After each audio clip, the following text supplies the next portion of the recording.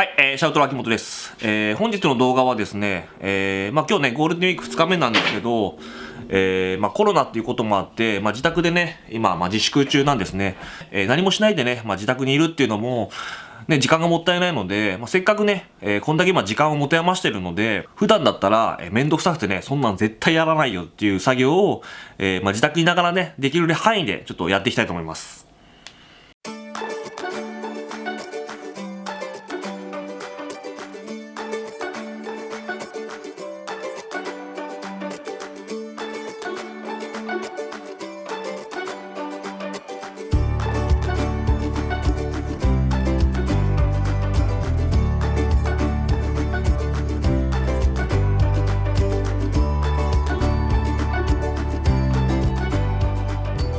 はい、ということでね、型紙完成しました。ざっくりこんな感じですね。今ね、作った型紙を今度ね、カーボンに、移して、切ってってね、それを、貼り付けたいと思います。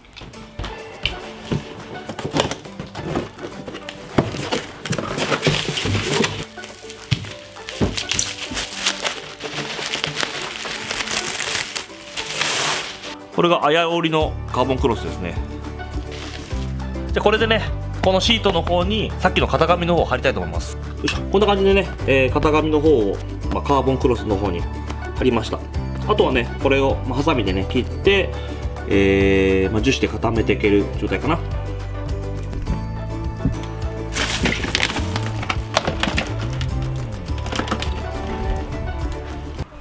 全部固まっちゃってますね。買わないと。アマゾン来ました。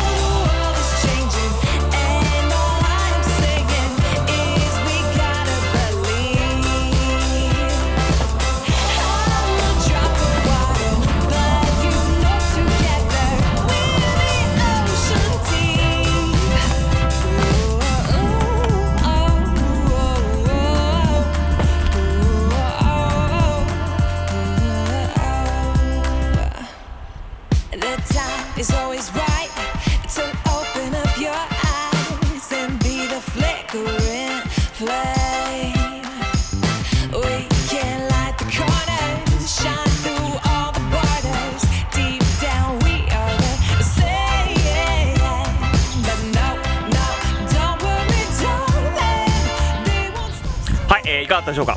今回ねカーボンにしたのはタワーバーと、ピラーのカバーとあとバッテリーのステですね。この3つをカーボンにしたんですけども、見てもらって分かる通り、カーボン系のパーツは元々のパーツに、樹脂を塗ってそれにカーボンを、のりみたくね貼ってって、積層していくっていう、工程と、積層した後にねバリを取ったり、研いだりする工程で、最後に、塗装する工程っていう大きく分けるとね3つの工程があるんですけど、時間がかかるだけで、僕みたいなね素人でも、これぐらいのクオリティはできるようになるので、もしね、自粛で、自宅にいらっしゃる方、時間がある方は試してみてください。それじゃあね今日の動画は以上になります。この動画ね気に入っていただけたら、グッドボタンとチャンネル登録の方、よろしくお願いします。